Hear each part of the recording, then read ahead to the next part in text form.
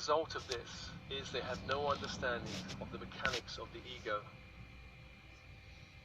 They cannot tell the difference between intuition and ego mind chatter.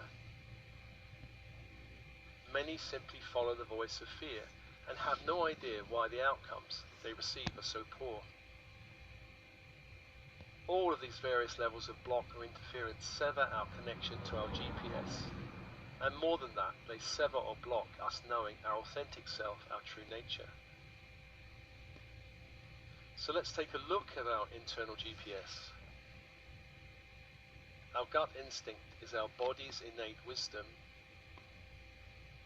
Our unconscious mind, which operates through our physical body, can pick up signs and sensory data that our conscious mind is not really aware of. When we are disconnected from our gut instinct, then we may fail to read some very important signs in our environment. For example, in the 2004 tsunami that created great devastation and killed over 230,000 people around the Indian Ocean, many tribal people were able to read the signs and thus move to higher ground. It was noted that relatively few animals were also killed in this disaster. Some wildlife experts believed that animals' more acute hearing and other senses picked up changes in the Earth's vibration, thus tipping them off regarding the approaching disaster long before the humans around them realized what was going on. Gut instinct speaks to us through physical sensations and symptoms. According to Judith Orloff, a Los Angeles psychiatrist, positive signs can come through a sense of warmth, an ability to breathe more easily, a wave of goosebumps, tingles or fluttery sensations, a sense of relaxation in the body, perhaps the gut and shoulders. Negative warning signs are often accompanied by icy cold hands or feet, twinging or clenching pain in the gut or in the chest, nausea, a feeling of being on high alert, fatigue, loss of energy, or perhaps the sudden onset of headaches. Ronald Alexander, PhD, a psychologist, mindfulness expert and director of the Open Mind Training Institute in Santa Monica, California, tells of a story of traveling in India where he decides not to get into a cab because of a burning sensation in his gut.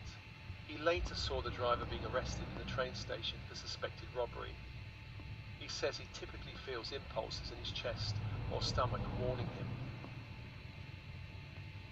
On one occasion, during a stay in northern Italy, I went for a long walk and a climb in the hilly and mountainous Pre-Alps region. I was not really dressed for going too far. I was not wearing proper climbing shoes, for instance. After about an hour, I felt I'd gone far enough and realized that the way down was not that easy. Also, I noticed the sun was starting to go down over the distant peaks. I was not sure how I'd gotten this far and had no idea how to get down. So I meditated and calmed my conscious mind that was beginning to panic. I invoked my body wisdom and decided to trust my gut instinct to show me the way. As I started the descent, each step was guided by either a feeling of warmth and expansion or a sense of flatness. Trusting my body, I was guided to descend through a mini waterfall, which at the time felt crazy to my conscious mind. But I trusted the impulse and climbed down through the waterfall. And actually, the climb down was much easier than I thought.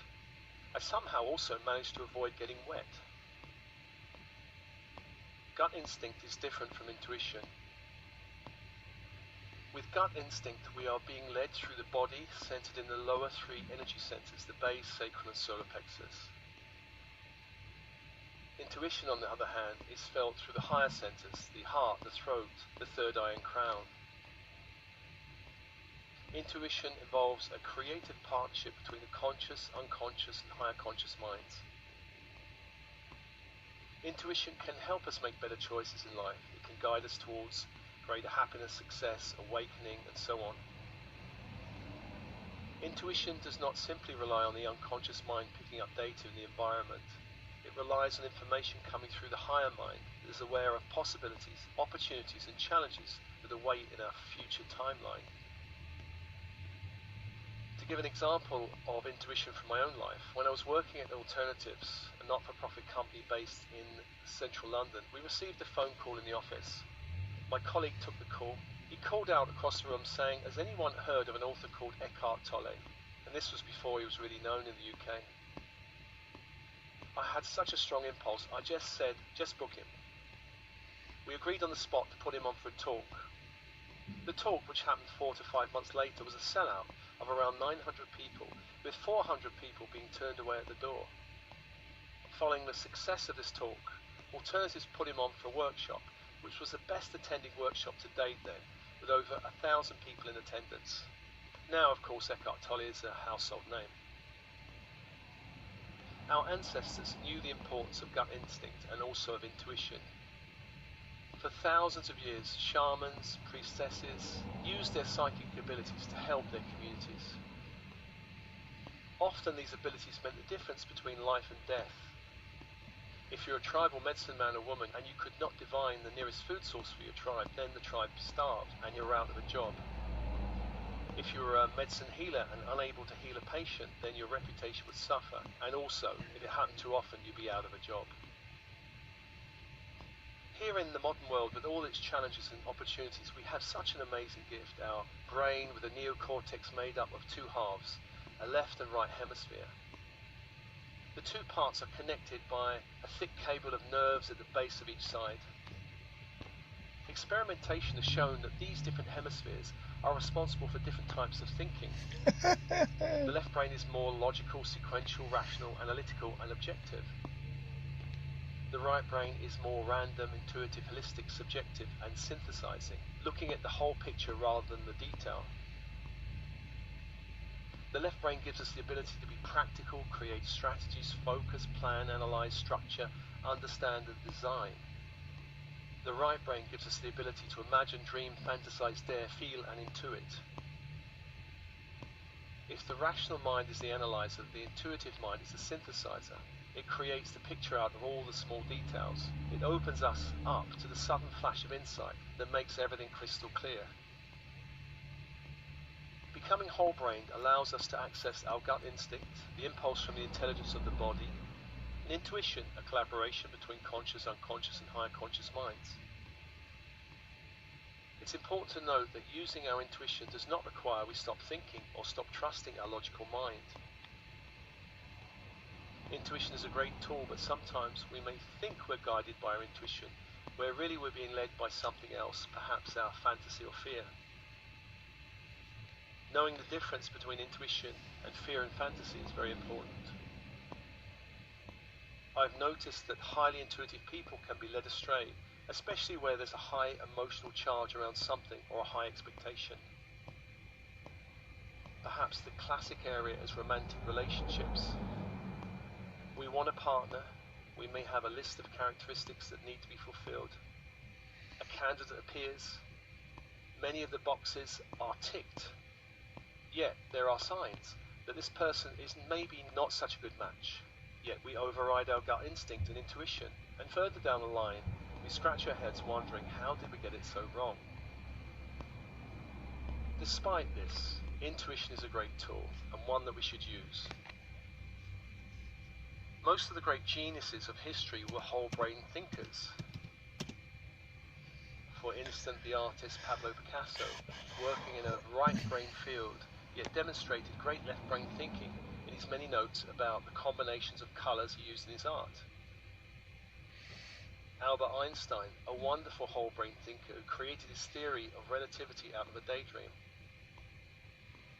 Lewis Carroll, author of Alice in Wonderland, was a deacon in holy orders and a university lecturer. Leonardo da Vinci was an artist-painter who painted the Mona Lisa and the Last Supper, who was also a scientist and engineer. So there are many benefits and reasons to embrace being whole-brained, to embrace our innate genius, which can help us in any chosen endeavour. There are many benefits and reasons to embrace our inner GPS as a guidance system to help us in our journey of greater happiness, success and service.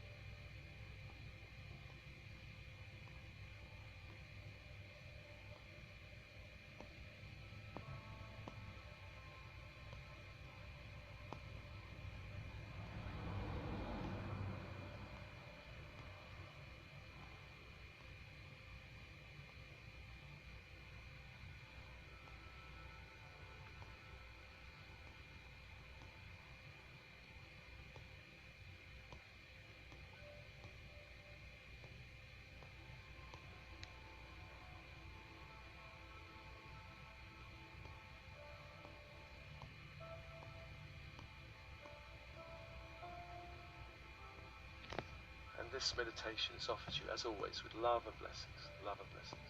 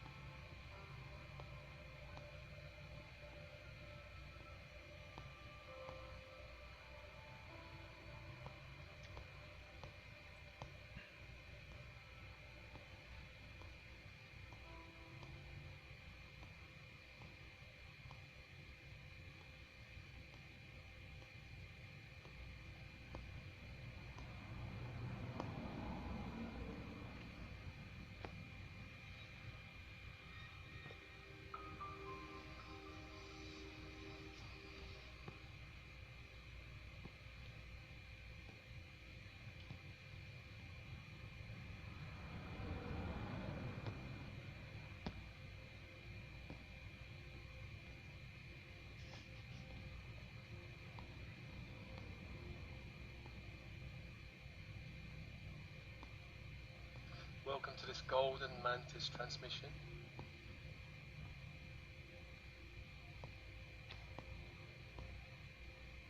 And a number of starseeds on the planet have a connection with this benevolent group of high dimensional beings.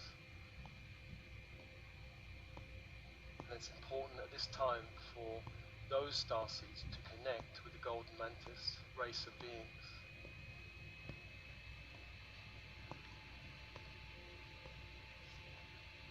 As always, we begin with open body, open mind, and with the breath,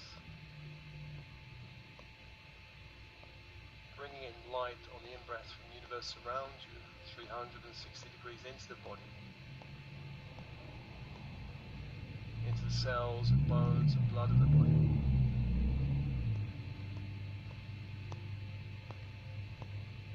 And on the out-breath, releasing out anything that doesn't serve you back to the universe, allowing more light to return to you.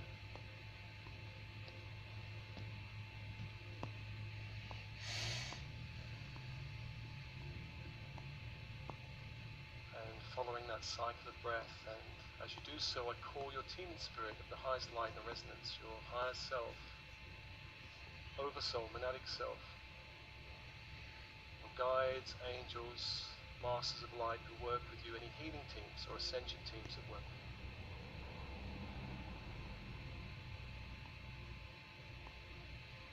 And breathe and open. And as we begin calling the archangels of the horizontal plane, beginning in the east as always with Raphael, archangel of air.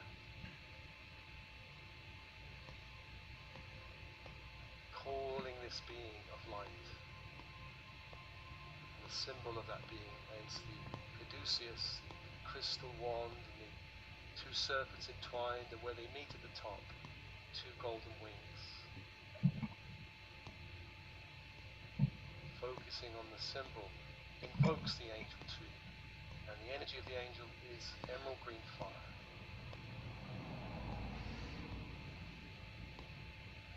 Just allowing that energy to hold and support you within and without, all layers, levels, dimensions, timelines, minds.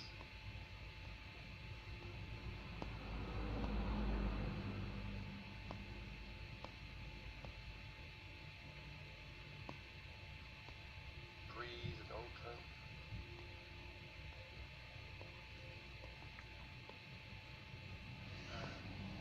To the south is Michael, archangel of fire.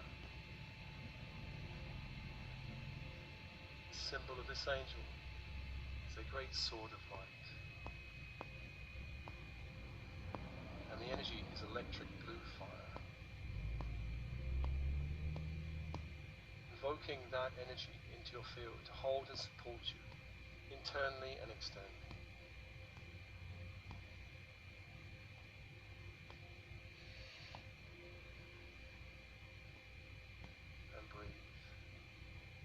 And open.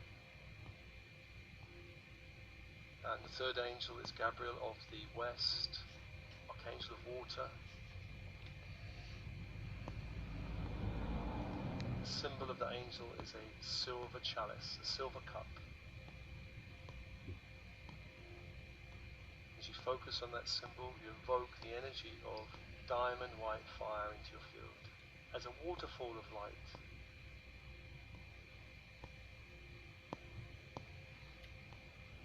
Washing through the body and around the body 12 feet in all directions.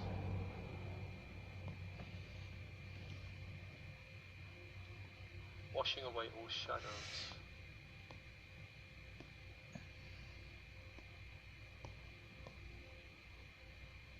Washing away all shadows. And breathe and open. 3 archangels and 3 fires.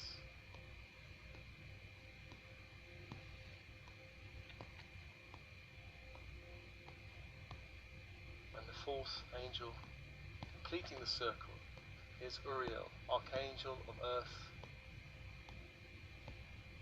Symbol is a great pentacle, golden pentacle, a 5-pointed star in a circle of light. The energy is ruby red fire,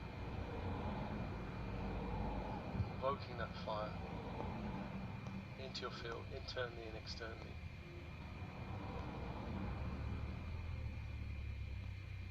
Holding you through this transmission.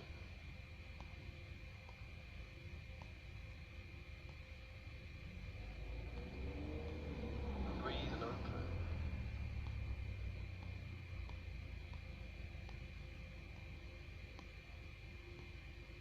And calling the vertical force angels, Metatron and Sandalphon.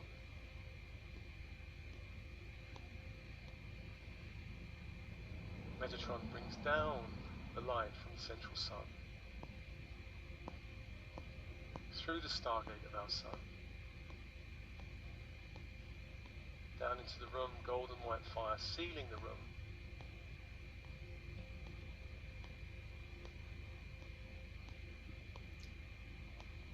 sealing the walls, the floor, the doors, the windows, the ceiling.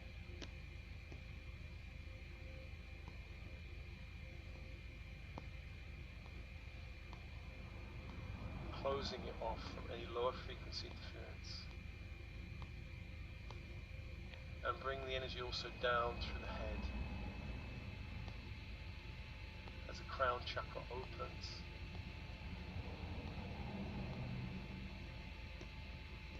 Great sphere of light opens. Allowing light into all layers, levels, dimensions of the chakra.